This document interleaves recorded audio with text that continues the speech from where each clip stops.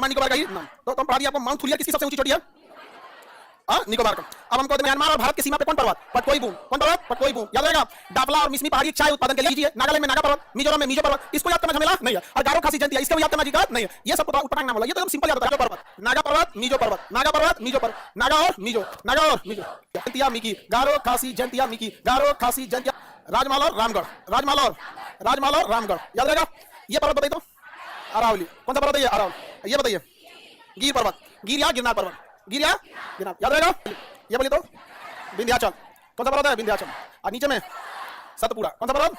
ये विंध्याचल। ये यहाँ पर मैकाल, मध्य प्रदेश छत्तीसगढ़ के बॉर्डर पे, मध्य प्रदेश महाराष्ट्र के बॉर्डर पे, मध्य प्रदेश यूपी के बॉर्डर पे विंध्याचल। देखना महाराष्ट्र में केवल अजंता, केवल महाराष्ट्र में, महाराष्ट्र से शुरू होकर महाराष्ट्र में खत्म हो जाती है अजंता। एक ही पश्चिमी घाट।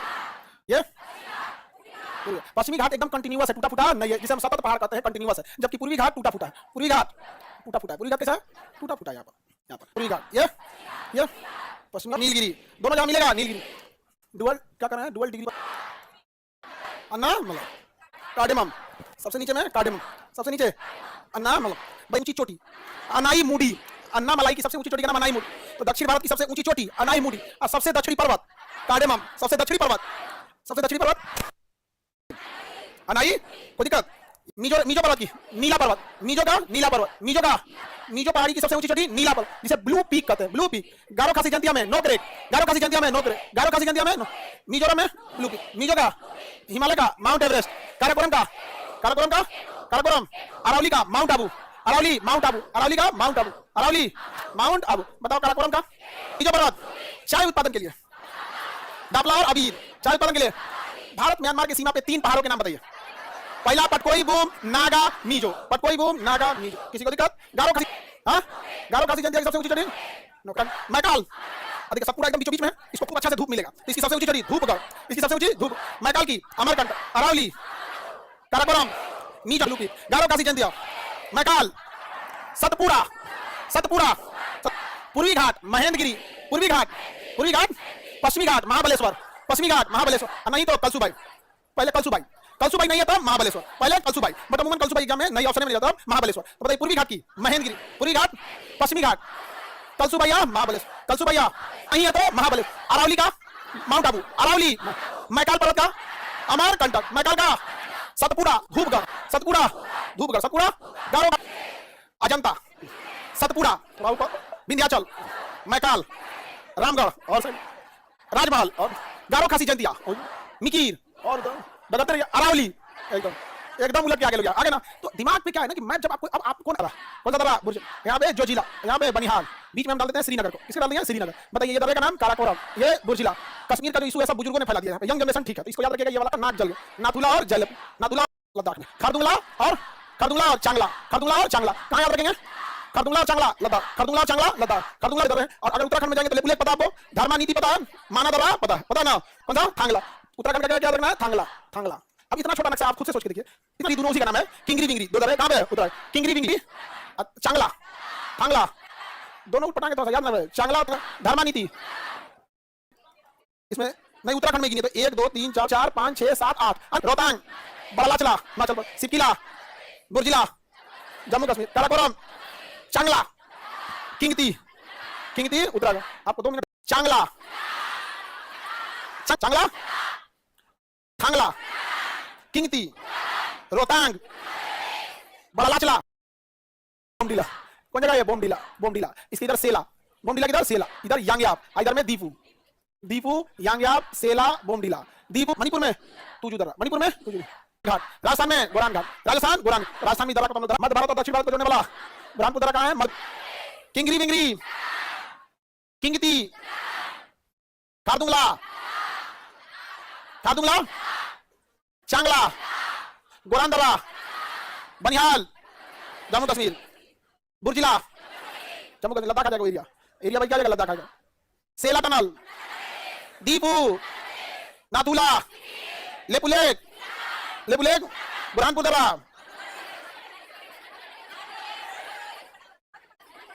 में तो याद रखना है पालघाट और सैनकोट, यानी 4 नक्शा याद रखिए ना। सादा नक्शा में भर के आएंगे आप लोग।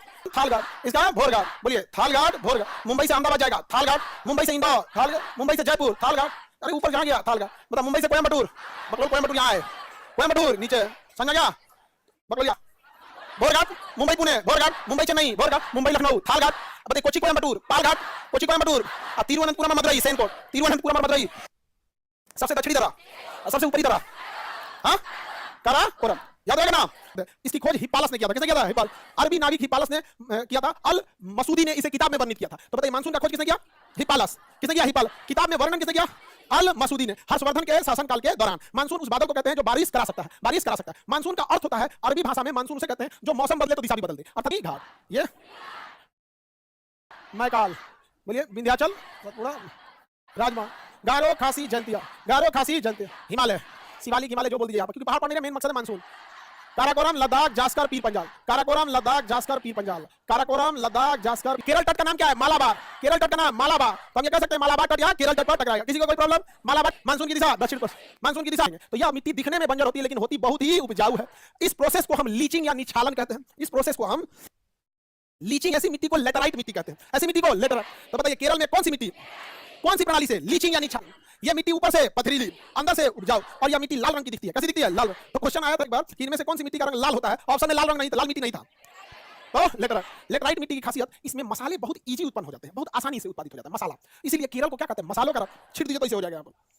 किस चीज के उत्पादन के लिए महंगा हो जाए, यहाँ आते हैं महंगा हो जाएगा। यही ट्रांसपोर्टेशन वगैरह से लेके आगे बढ़ते हैं। बंगाल की खाड़ी वाली शाखा, एक का नाम होगा अरब सागरी शाखा। तो हम पहले एक बार अरब सागरी शाखा देख लेते हैं, उसके बाद बंगाल की खाड़ी वाली शाखा देखेंगे। ये अरब सागरी आते हुए जाती है, जिस वजह से निछालन प्रणाली और लेटराइट मिट्टी बनती जाती है। जो आंतरिक भाग होता है, इसका आंतरिक भाग यहाँ वर्षा उतना नहीं होती, इसलिए देखिएगा महाराष्ट्र वगैरह में ना सूखा बड़ी पड़ेगा यहाँ पर। और किसानों का जो सोसाइटी रेशियो है ना, वो इस एरिया गुजरात, राजस्थान, मध्य प्रदेश, महाराष्ट्र, इस एरिया में सोसाइटी रेशियो बहुत ज्यादा है किसानों का, बहुत दुर्दशा में है किसान वहाँ पे, क्योंकि सौराष्ट्र में बारिश करा दी। लेकिन बताइए जब बात आएगी कच्छ की तो बारिश नहीं होगी। क्यों? वृष्टि छाया, कच्छ में बारिश होगा क्यों? हाँ, इधर गई तो भी अंदर बारिश, इधर टकराई तो भी अंदर बारिश, गलती से सीधे चल गई तो भी अंदर बारिश। जब भी होगा तो बारिश कहाँ होगा? नर्मदा में ही। नर्मदा में बाढ़ आ जाएगा तो समस्या समझिए, नर्मदा में बाढ़ आएगा तो इधर भी पहाड़ जाएगी नर्मदा कहाँ? तो ढलान भी बड़ी तेज, इसलिए नर्मदा में बाढ़ के समय रफ्तार इतनी तेज होती है कि इसको दबंग नदी कहा जाता है। एकदम क्या एकदम पंछी बनू उड़ के चलू धाए दे, बढ़ जाए। इतना जोर से बारिश होती है, इतना जोर से बारिश, जैसे लोग भाई जाबेन मेघालय जाबेन कहाँ जाएगा? मेघालय। अब मेघालय में गारो खासी जन जे झमाझम बारिश कराता है। कहाँ पे? गारो खासी जन। अच्छा, गारो खासी जन के पहाड़ जो है एक सीन में यहाँ हो गया गारो, अब इसका कुछ पहाड़ नीचे तक आया हुआ है, खासी ऐसे चला जाता है, जंतिया जो होता है नीचे आ जाता है, तो इसमें फंस जाता है। मानसून जाके क्या होता है? फंस जाता है। गारो खासी जंतिया निकल ही नहीं पाता है मानसून फंसने के बाद, जिस वजह से वहाँ हमेशा बारिश होती रहती है, हमेशा। तो ऊपर में भी टकराएगा हिमालय से, इधर से जो मुड़ा है रोकने वाला कौन है? हिमालय। तो उत्तर बिहार में ज्यादा बारिश होगी, दक्षिण बिहार में, बिहार के पूर्वी भाग में ज्यादा बारिश होगी, पश्चिमी भाग में।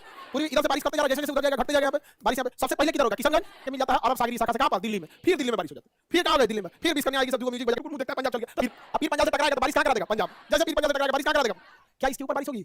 वृष्टि शायद कम है लद्दाख, सबसे कम बारिश लेह में, सबसे कम सबसे ज्यादा मानसीरा। 2 चरणों में दिल्ली, 2-3 चरणों में वर्षा होगी दिल्ली, बादल फटेगा उत्तराखंड, समानांतर 15 जून। सबसे पहले केरल में जून के पहले सप्ताह, सबसे बाद में पंजाब, सबसे ज्यादा वर्षा मानसीराम, सबसे कम वर्षा लेह।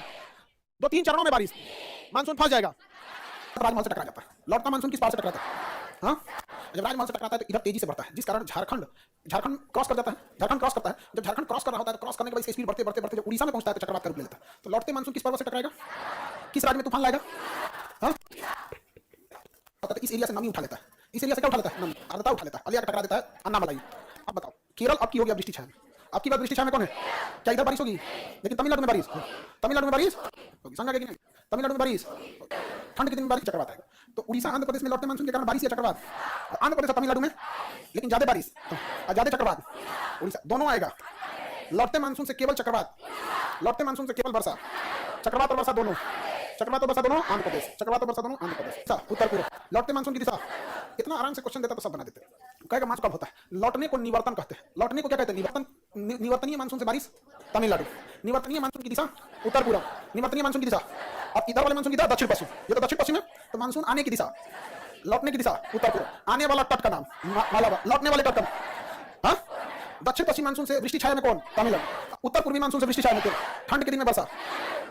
दक्षिण पश्चिम मानसून से कितने परसेंट वर्षा? 80। लौटते मानसून से 17%। अभी तमिलनाडु में भयानक बारिश हो रहा है, डूब जाता है तमिलनाडु, इतना भयानक कभी बारिश है। तो पिछली बार थी उन जहाजों की स्पीड 300 होती थी, 3.5 से अमेरिकी वायुसेना का जहाज आ रहा था। अब बताइए, आप कभी आंधी में साइकिल चलाए होंगे तो इसको फील किए होंगे, उधर से हवा आता है, साइकिल नहीं चलती है, चल भी नहीं करता, स्पीड बढ़ गया, 300 की जगह 600 की स्पीड में उड़ने लगा। तब वो समझ गया कि इसकी खोज हुई थी और इसकी रफ्तार भी हवाई जहाज की उस समय के हवाई जहाज के बराबर थी। इसके नाम रख दिया गया जेट स्ट्रीम। क्या नाम रख दिया? ये 3 महीने तक चलता है, दिसंबर जनवरी फरवरी, दिसंबर जनवरी। जब ये वेस्टर्न डिस्टर्ब आता है ना, जेट स्ट्रीम आता है तो अपने साथ किसको लेते आता है? Western disturbance. अब वेस्टर्न डिस्टर्बेंस में पानी है या नहीं है? भाप है। तो इस वेस्टर्न डिस्टर्बेंस को लेके कौन आता है? Jet stream. अब ध्यान दो इधर, भारत और पाकिस्तान, अफगानिस्तान और पाकिस्तान की सीमा पे एक पर्वत है हिंदू कुश। कौन पर्वत? अब ये जो वेस्टर्न डिस्टर्बेंस यहाँ पे था उसे जेट स्ट्रीम लेते आई और जेट स्ट्रीम लेकर पटक देती है किस पे? हिंदू कुश पे। हिंदू कुश पे ठंडी के दिन में, किस दिन में? ठंडी के दिन, दिसंबर से जनवरी के बीच। हम केवल जनवरी लिख देते हैं, जनवरी से एक महीना पहले दिसंबर, जनवरी के एक महीने बाद फरवरी, यानी इस 3 महीने तक में लिया पटक देती है। अफगानिस्तान में ठंडी के दिन में बारिश होता है कि नहीं? हुमस के बारिश होता है, कहीं गेहूं होगा उजा तो भारत गेहूं भेजता है यहाँ से, कुल गेहूं नाच देता है कौन? लेकिन अब होगा राजस्थान में भी होगा, पंजाब, लेकिन ये बारिश ज्यादा होगी, महज 3%। कितना परसेंट? 3%। तो इसको राजस्थान के लोग मावट कहते हैं, वहां की भाषा में। राजस्थान के लोग क्या कहते हैं? मावट। और पंजाब के लोग इसे टॉनिक कहते हैं। क्या कहते हैं? टॉनिक, क्योंकि गेहूं बोले रहता है, गेहूं में बस बोलने के टाइम में पानी चाहिए, आगे बीच में पानी चाहिए, 2 पानी में तो गेहूं हो जाता है। पंजाब के आगे से यहाँ तो ज्यादा होगी, यहाँ तो बचा कुछ जाएगा, थोड़ा अच्छा होना चाहिए पंजाब में, लेकिन इसे लेके कौन आता है? Jet stream. तो जेट स्ट्रीम से ढकेल के यूपी बिहार तक भी लेते आती है, हालांकि आना नहीं चाहिए, लेकिन क्योंकि जेट स्ट्रीम इतनी तेज होती है कि लेके चलाती है, इसलिए जनवरी में भी देखिएगा ना, जनवरी फरवरी में 5-14 उत्तर से दक्षिण इस गोलार्ध की बात करें, 38 डिग्री 7 मिनट 97 डिग्री 25 मिनट बता देंगे। बताइए सबसे उत्तरी बिंदु इंदिरा कॉल, इंदिरा कॉल। उसके बाद दक्षिणी इंदिरा पॉइंट, सबसे दक्षिणी बिंदु। और मुख्य भूमि का दक्षिणी बिंदु कन्याकुमारी। देखिए हमारा मुख्य भूमि है, ये भी भूमि हमारा ही है, लेकिन मुख्य भूमि से कटा हुआ है, तो कहेगा भारत का दक्षिणतम बिंदु इंदिरा पॉइंट, मुख्य भूमि का दक्षिणी बिंदु कन्याकुमारी। और उत्तरी में तो कंफ्यूजन ही नहीं है, इंदिरा कॉल। उत्तरी बिंदु दक्षिणी creek Gujarat, sir creek Gujarat. अब यो को याद रखना पड़ेगा, सर क्रीक गुजरात में है, तो पीटे नहीं, मैथ के क्लास पढ़ने के बाद अगर कहे कि सर क्रीक बालांगू, क्या हो गया? बालांगू, नहीं तो इसी का नाम है कीवीथू, बालांगू या कीवीथू, बालांगू या कीवीथू, बालांगू या 15,200 किलोमीटर से राज्य सीमा पे लगते हैं, जैसे गुजरात, राजस्थान, पंजाब, जम्मू कश्मीर, लद्दाख, हिमाचल। पहले 17 बनाते थे, कश्मीर को 2 भाग में बटा दिया, 18 हो गया यहाँ पे। तो उधर में तो कोई दिक्कत नहीं, 7 को एक के बाद होल से में जोड़ दिया, 11 तक गिनती के लिए 7 होल से में जोड़ दिया, 7 सिस्टर खड़े जोड़ दिए, स्थलीय सीमा। तो 18 राज्य मिलकर 15,200 किलोमीटर लंबी स्थलीय सीमा बनाते हैं। तो हमारा जो स्थलीय सीमा 15,200 किलोमीटर है, कितने राज्यों द्वारा मिलकर बना? 18,000, क्योंकि इधर लक्षद्वीप जुटेगा, उधर अंडमान निकोबार जुट जाएगा, समझ गया? किसी को कोई दिक्कत? तो हम लोग भौगोलिक सीमा उसके बाद आगे का क्लास कल समझा देंगे आप लोगों को। ऐसे गोल गोल घुमा हुआ है। बचपन में बीए, बचपन बस है बांग्लादेश, हमारी सबसे लंबी सीमा किस देश से लगती है? बांग्लादेश। उसके बाद चाइना, उसके बाद पाकिस्तान, ना से नेपाल, बांग्लादेश, चाइना, पाकिस्तान, नेपाल, म्यांमार, उसके बाद भूटान। ऐसे अरे बीए ना लिखना होता है, कहां से? अफगानिस्तान। सबसे छोटी सीमा पहाड़, छोटे छोटे पहाड़, पठार 27%, मैदान मैदान 43, मैदान 43, लगभग कितना हो गया देख लोगे ना? 100 हो गया। हाँ पॉइंट को पॉइंट मत याद करना, हो गया? पॉइंट नहीं याद करना। तो देखो ध्यान से, अब आप इसमें सबसे ज्यादा भारत में क्या है? मैदान, सबसे ज्यादा मैदान। जिस एरिया में मैदान ज्यादा रहेगा वहां जनसंख्या ज्यादा रहेगी, क्योंकि शुरुआत से ही जनसंख्या एक दिन में नहीं, मैदान यहाँ है, लेकिन ये सब मिला के कितना परसेंट है? इतनी मात्रा में क्या है? मैदान। लेकिन बड़ा कौन सा है? पठार। बड़ा कौन है? पठार। क्योंकि जब हम बड़ा देखते हैं ना तो बड़ा टुकड़ा देखते हैं, तो पठार अलग नहीं, एक की जगह गोटे, गोटे समझते हैं? सलग एक के में एकदम। अच्छा कभी कभी ट्रांस में शामिल करेगा, अगर 4 ऑप्शन वाला देगा तो ट्रांस में शामिल करेगा। मनसालू, गौरी शंकर, छोयू, एवरेस्ट, मैकालू, कंचनजंगा, नामचा पर्वत, डलहौजी, रानीखेत, नैनीताल, मसूरी, डलहौजी, रानीखेत, नैनीताल, मसूरी, डलहौजी, मध्य और बृहद के बीच में सेंट्रल, तो बृहद और ट्रांस बताएंगे।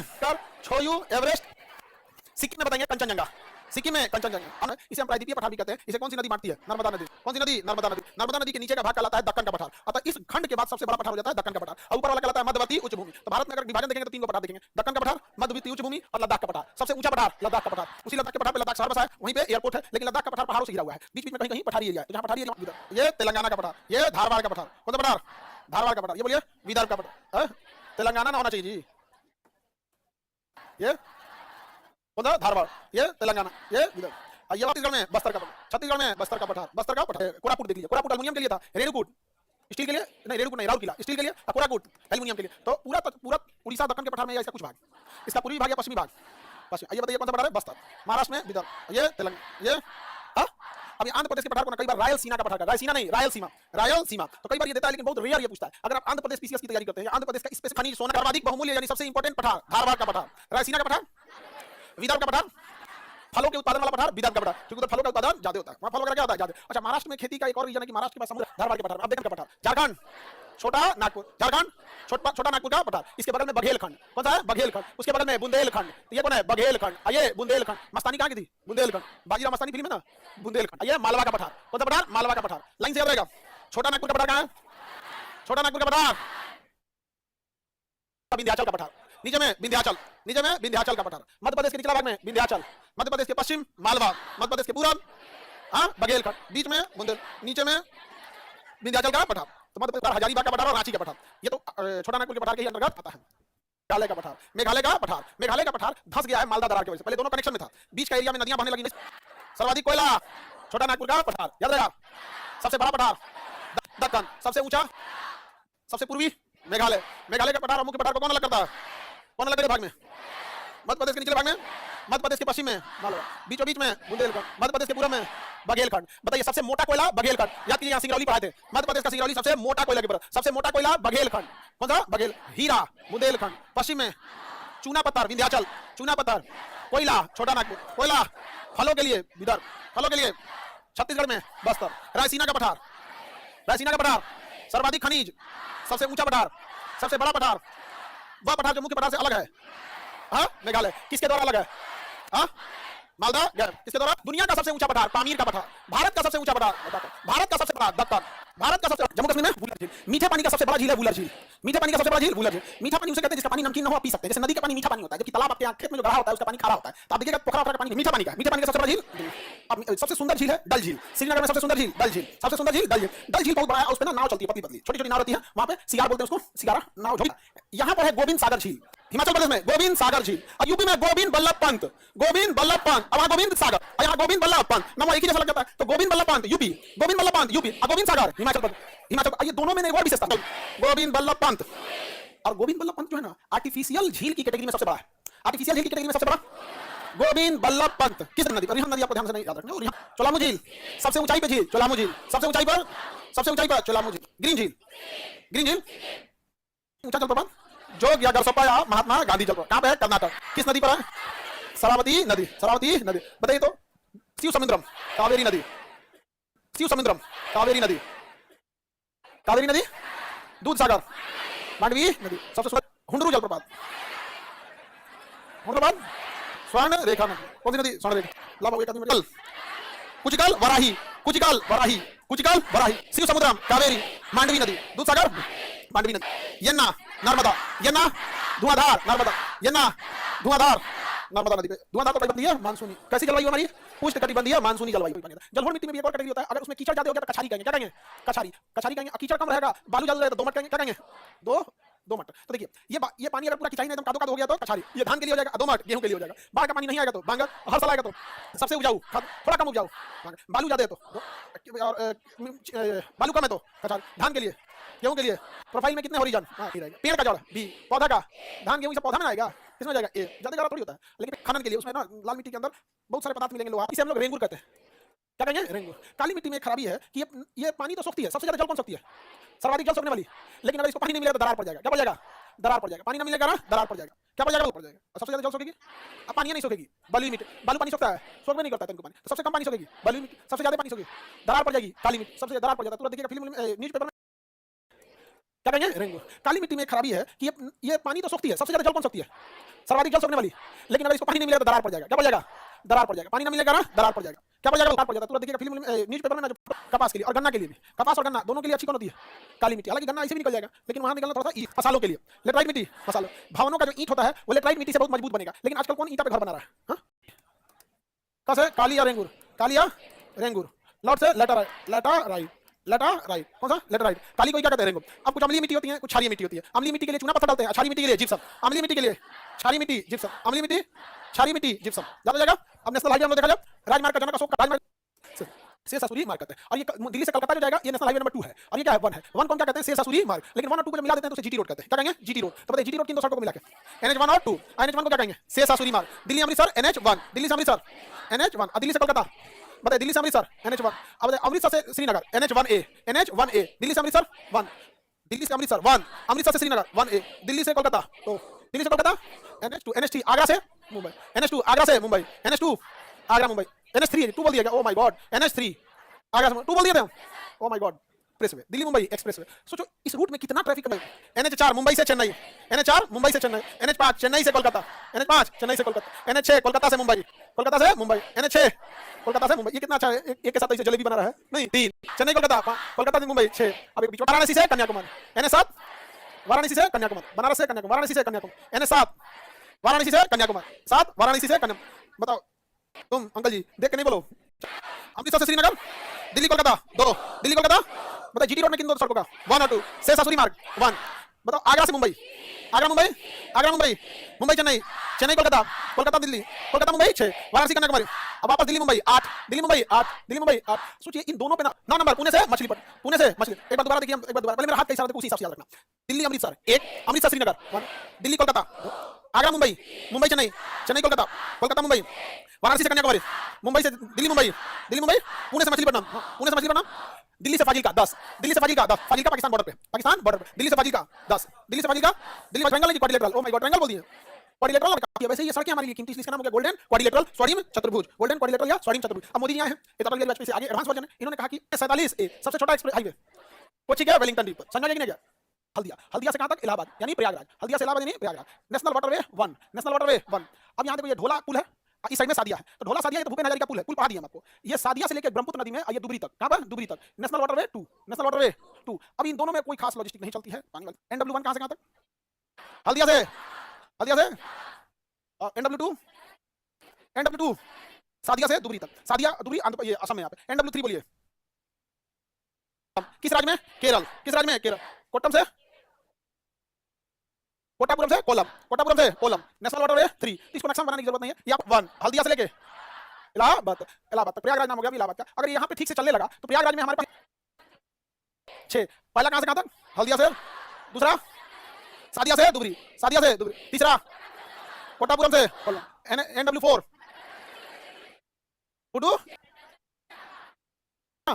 पुडुचेरी, भद्राचलम से पुडुचेरी। एप्लीकेशन में कोई प्रॉब्लम? 4 NW5 कहां से कहां? तालचर से, धमरा बंदरगाह उड़ीसा में है, पढ़ा दिया है। ये धमरा यहाँ पे। तालचर में किस चीज का उत्पादन होता है? पढ़ा है भारी जल। तालचर में भारी जल पढ़ा चुके हैं भैया, तालचर में भारी जल। धमरा बंदरगाह भी तक, तालचर से धमरा, तालचर से धमरा, तालचर से धमरा बंदरगाह एकदम छोटा छोटा बना सकते हैं। 6 फॉर्म लाइन दे सके, एक इक्वल लाइन दे सके, तो जहां क्या कहेंगे? आधार बेस लाइन, आधार रेखा या बेस लाइन, आधार रेखा या बेस लाइन। बेस लाइन क्या होता है? वहां से ही समुद्र की किसी भी दूरी को हम नापा जाएगा। समुद्र की दूरी को हम समुद्र के तट से नहीं नापते हैं, बल्कि बेस लाइन से नापते हैं। क्या समुद्र की दूरी समुद्र तट से नापी जाती है? समुद्र की दूरी किसे नापी जाती है? Base line. समुद्र की दूरी किसे नापी जाएगी? Base line. किसे नापी जाएगी? बेस लाइन से। बेस लाइन जो होता है, समुद्र की सभी दूरियां कहां से नापी जाएंगी? बेस लाइन से नापी जाएगी। बेस लाइन तटों के पास से गुजरता है और एक जैसा आकार प्रदान करता है बेस लाइन से। अब समुद्र में कोई भी दूरी जो होती है समुद्री मील में नापी जाती है, नॉटिकल मील। नॉटिकल मील में 1 नॉटिकल मील बराबर 1.852 किलोमीटर, 1.852 किलोमीटर, यानी समुद्र का किलोमीटर बड़ी ज्यादा होता है, लगभग जमीन के किलोमीटर का 2 गुना है। देखिए 1.8 है, लगभग लगभग कितना है? 2 गुना। बेस लाइन से पहला 12 नॉटिकल मील को हम समुद्री सीमा कहते हैं। क्या कहेंगे? बेस लाइन से पहला 12 नॉटिकल मील क्या कहलाएगा? समुद्री सीमा कहलाएगा। ये पहला जो 12 नॉटिकल मील है पहले हम बना देते हैं, उसके बाद नक्शा बनाने तो बिना परमिशन घुस गया तो मार देंगे हम लोग। हालांकि पहले गिरफ्तार किया जाता है, डायरेक्ट मार नहीं देना चाहिए, लेकिन अगर उसके बाद भी नहीं मारा तो मार भी सकते हैं, आपको कुछ नहीं बोलेगा। समुद्री सीमा कितना किलोमीटर, कितना नॉटिकल मील? 12 नॉटिकल मील। किलोमीटर या नॉटिकल मील? आधार रेखा से पहला 12 नॉटिकल मील क्या कहलाता है? समुद्री सीमा। आधार रेखा से 24 नॉटिकल मील, कितना नॉटिकल मील? 24 नॉटिकल मील, यानी इन दोनों में कितना किलोमीटर? 12 नॉटिकल, इन दोनों में भी 12 नॉटिकल। तो आधार रेखा से पहला 12 नॉटिकल कहलाता है समुद्री सीमा, और आधार रेखा से 24 नॉटिकल मील कहलाता है संलग्न क्षेत्र, उसी से मिला हुआ संलग्न क्षेत्र। तो पहला 12 नॉट समुद्री सीमा, और इसके बाद ये अगला 12, तो ये 12 नॉटिकल मील बोलेंगे कि आधार रेखा से 24, क्योंकि कोई भी दूरी हमें नापनी है तो आधार रेखा से नापनी है। तो हम ये नहीं कर सकते कि समुद्री सीमा से 12 नॉटिकल, क्योंकि रूल है कि आपको नाप दूरी कहां से बतानी है? आधार रेखा से। तो आधार रेखा से पहला 12 नॉटिकल मील कहलाता है समुद्री सीमा, उसके बाद आधार रेखा से 24 नॉटिकल मील कहलाता है संलग्न क्षेत्र। इसके पास से भी कोई जहाज गुजरा ना तो उसे हम लोग टैक्स लेंगे। कहां? इधर 200 कहां से 200 नापेंगे? Base line. बेस लाइन से 200 नॉटिकल मील को हम एक्सक्लूसिव इकोनॉमिक जोन कहते हैं। इस exclusive economic zone, exclusive economic zone EEZ कहते हैं, एक्सक्लूसिव इकोनॉमिक जोन। अमृतसर से श्रीनगर, दिल्ली से कोलकाता, तो आगरा से भेजने से पहले बता दे, ठीक है? आगरा से मुंबई 3 है, ठीक है? मुंबई चेन्नई, कोलकाता मुंबई 6, वाराणसी कन्याकुमारी 7, दिल्ली मुंबई 8, पुणे से मछलीपट्टनम 9, दिल्ली से फाजिल्का 10, सबसे छोटा 47A, 47A। गोल्डन क्वाड्रिलेटरल कितने को मिला के? 4, 2, 8, 4, 5, इसी को मिला के क्या बन जाता है? Golden quadrilateral. क्वाड्रिलेटरल स्वर्ण चतुर्भुज, कल त्रिभुज बोल दिया था। भारत को चारों ओर से सड़कों की माला के तहत बैठा देना, जिसे क्या कहेंगे? भारत माला परियोजना। सड़कों की जाल बिछाने वाले पूरे भारत की योजनाओं को क्या नाम है? सागर माला परियोजना। दूसरा सेतु भारतम परियोजना, ये क्या भैया? सेतु भारतम परियोजना, राष्ट्रीय राजमार्ग को क्रॉसिंग से मुक्त बनाना, सेतु भारतम योजना। तो याद रख लीजिएगा ऐसे सीधे टेक्निकली चीज। Green field, green field, green field, और एक होता है ब्राउन फील्ड। ब्राउन फील्ड, दो तरह के सड़क बनेंगे, एक ग्रीन फील्ड बनेगा, एक ब्राउन फील्ड बनेगा। ग्रीन फील्ड उसे कहते हैं जो नए सिरे से सड़क बनाई है खेतों के बीच से ले जाके, जहां पहले से कोई सड़क नहीं है। तो सरकार को ये ग्रीन फील्ड बनाना सस्ता पड़ता है, क्योंकि खेतों की जमीनें सस्ती रहती है और वहां से अलाइनमेंट सीधा आता है, सड़कें सीधे निकलेंगी। लेकिन अगर एक्जिस्टिंग सड़क को चौड़ा करना है तो उसे हम ब्राउन फील्ड बोलते हैं। सरकार के लिए सरदर्द हो जाता है, क्योंकि जो सड़क पहले से एग्जिस्ट कर रही है वहां पहले से दुकान और मकान बन चुकी है। तो एक है सिलचर, और यहाँ पे गांधी जी का पोरबंदर। सिलचर और पोरबंदर के बीच से सड़क जाता है, इसका नाम है नॉर्थ ईस्ट वेस्ट कॉरिडोर, पूरा पश्चिम गलियारा, पूरा पश्चिम गलियारा। क्या नाम है? से जाता है कन्याकुमारी तक, इसका नाम है उत्तर दक्षिण गलियारा। श्रीनगर से कन्याकुमारी, नाम क्या इसका? उत्तर दक्षिण गलियारा। ये दोनों एक दूसरे को झांसी में काट देते हैं। कहां काट देते हैं? झांसी में, झांसी में काट देते हैं। तो बताइए पूरा पश्चिम गलियारा से सिलचर और उत्तर दक्षिण गलियारा। हां तुम बताओ, तुम्हारे पास तो किताब नहीं है? यूपी से गिरता उत्तर दक्षिण गलियारा। इसमें जो आप लोग सुपौल कटिहार, भारत का सबसे लंबा एक्सप्रेस हो गया, तो भारत का सबसे लंबा एक्सप्रेस है ना। चलो श्रीनगर से कन्याकुमारी, उत्तर दक्षिण गलियारा, श्रीनगर से कन्याकुमारी, पूरा पश्चिम गलियारा सिलचर से पोरबंदर। सबसे ऊंची सड़क ले है मनाली, जगह का नाम है खरदुंगला में, ले से जाती है मनाली। कहां हाइट ज्यादा है? खरदुंगला के पास इसकी हाइट सबसे ज्यादा है, क्योंकि पहाड़ वगैरह वहां पे सबसे ज्यादा। ग्रीन फील्ड और ब्राउन फील्ड समझ में आ गया? समझ दिल्ली से लेके मुंबई तक। तो अभी सबसे लंबा एक्सप्रेस है दिल्ली मुंबई, सबसे लंबा दिल्ली मुंबई। उसके बाद है नागपुर से मुंबई, नागपुर से मुंबई। अब ये और एक चेनानी सुरंग का नाम है श्यामा प्रसाद मुखर्जी सुरंग, श्यामा प्रसाद मुखर्जी सुरंग, उसी को हम क्या कहते हैं? चेनानी, चेनानी या श्यामा प्रसाद मुखर्जी चेनानी, श्यामा प्रसाद मुखर्जी, श्यामा प्रसाद मुखर्जी। समझ में नहीं आ गया? ये कहां पे है? जम्मू कश्मीर। कितना किलोमीटर है? 9.2 किलोमीटर, ये सबसे लंबा है। और इसी जम्मू कश्मीर में एक अटल टनल, कौन सा टनल? अटल टनल, ये भी कहाँ है? जम्मू कश्मीर। ये है 9.02, 9.02 और ये 9.2, तो लगभग दोनों सेम है, लेकिन चेनानी वाला लंबा है, ज्यादा लंबा है यहाँ पे। तो भारत का सबसे लंबा वर्तमान सुरंग चेनानी सुरंग, उसका नाम क्या है? श्यामा प्रसाद मुखर्जी। श्यामा प्रसाद, जगह का नाम चेनानी, और पुल का नाम क्या हो गया? पुल नहीं है, सुरंग है, श्यामा प्रसाद मुखर्जी टनल। सुरंग से फायदा ये होता है कि टाइम तो बचाता ही है। कौन सा है? भूपेन हजारिका या ढोला सादिया, भूपेन हजारिका या ढोला सादिया, उसी का नाम है भूपेन हजारिका, और जगह है ढोला सादिया। सादिया जगह पे है यहाँ पे, दुबरी से, हाँ दुबरी से सादिया, दुबरी दिख दिया नहीं नहीं, सादिया नहीं, ढोला सादिया। किलोमीटर, कितना किलोमीटर? 9 किलोमीटर, समझ गया? इससे लंबी तो पुल बिहार में बन रहा है, बिहार में, पटना में। पटना में ये जो मरीन ड्राइव आप देख रहे हैं, ये मरीन ड्राइव कहाँ खत्म होता है? कच्ची दरगाह पे। यहाँ से जाता है 12 संलग्न क्षेत्र, उसके बाद 200 नॉटिकल मील तक एक्सक्लूसिव इकोनॉमिक जोन, अनन्य आर्थिक क्षेत्र, और उसके बाद उच्च सागर, हाई सी। हाई सी में किसी का रूल रेगुलेशन है? नहीं है, जिसको जो कहते हैं दंतुरित से, दांत जिसमें ज्यादा निकला है, इसलिए क्या कहा जाता है? दंतुरित। तो पूर्वी तट ज्यादा दंतुरित है, पूर्वी तट ज्यादा दंतुरित है। तो पूर्वी को भी लगेगा तो 75 से 16 हो जाएगा। इन 6100 किलोमीटर जो समुद्री सीमा है, इसके अलग अलग नाम है। गुजरात वाले तट का नाम है काठियावाड़ तट, इसका नाम क्या है? काठियावाड़ तट। क्या नाम है? काठियावाड़ तट। महाराष्ट्र गोवा वाले का नाम है कोंकण तट, महाराष्ट्र गोवा कोंकण तट, महाराष्ट्र गोवा कोंकण तट, ये बोलिए काठियावाड़ तट। कर्नाटक वाले का नाम है कन्नड़ केनारी तट, कौन सा तट? केनारी तट। और केरल वाले का नाम है मालाबार तट, केरल वाले का नाम मालाबार तट। सबसे पहले मानसून किस तट पर? मालाबार तट पर। मुंबई किस पर? कोंकण, मुंबई कोंकण। कोंकण का ही नाम है सह्याद्री, कोंकण का ही नाम क्या है? सह्याद्री। कोंकण का दूसरा नाम सह्याद्री, कोंकण या सह्याद्री।